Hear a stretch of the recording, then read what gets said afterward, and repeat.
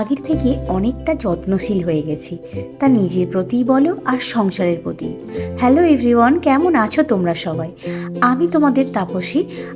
বিয়ের পর মোটামুটি দিনগুলো ভালোই কাটছে। ভালো কাটছে বলতে আমি একটু আগের থেকে নিজের প্রতি বলো আর সংসারের প্রতিই বলো একটু দায়িত্বশীল হয়েছি বলতে পারো।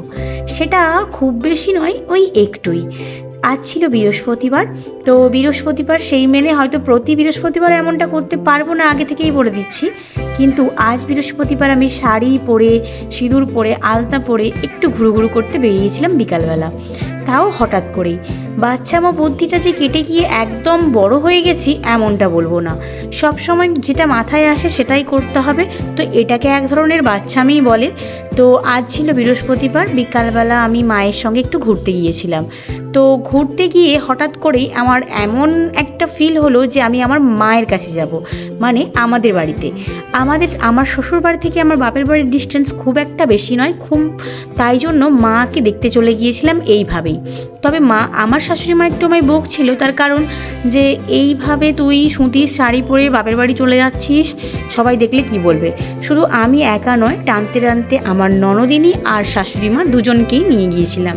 তিনজনে গল্প করতে করতে বুঝতেই পারিনি কখন পৌঁছে গেছি বাপের বাড়ি।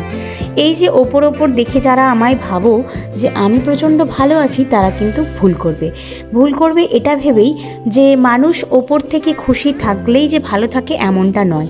হয়তো আমার কোনো অসুখী হওয়ার কারণ নেই, শুধু একটাই কারণ, আমার শরীরটা যেটা মাঝে মধ্যেই খারাপ হয়ে পড়ে।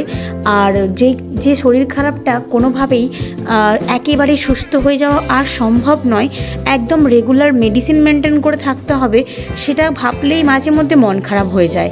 তো বাড়ির লোকের সাপোর্টে আমি কিন্তু অনেকটাই সুস্থ বোধ করি।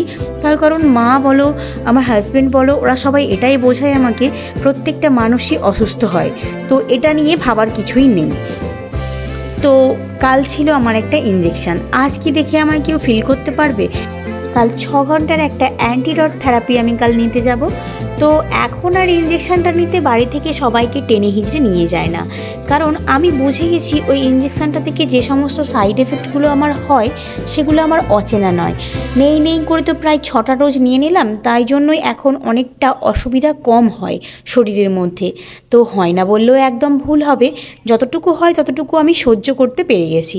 সকাল সকাল ঘুম থেকে উঠে সোনু বোনকে নিয়ে দুজন মিলে চলে গিয়েছিলাম উলুবেড়িয়া। যাওয়ার সময় কিছু ফুটেজ আমার নেওয়ার ইচ্ছে ছিল যদিও, কিন্তু ভিড় বাসে তাড়াহুড়ো করতে করতে আমি কিছু নিয়ে উঠতে পারিনি। যাওয়ার পর তাড়াহুড়ো করে নিতে লেগে গিয়েছি। তার একটা বিশেষ কারণ, এই যে 6 ঘন্টা ধরে ডোজটা শেষ করতে হবে, এই সময়টা কিছুতেই কাটে না। ওপর দিকে তাকিয়ে থাকি এক ড্রপ করে কখন 6 ঘন্টা হবে। এই ইঞ্জেকশানটা নেওয়ার আগে, তার আগে কয়েকটা অ্যালার্জিক ইঞ্জেকশান, তারপর অ্যান্টিডট এইসব ওটা থাকে, সেগুলো নেওয়ার পর এটা নিয়েছিলাম।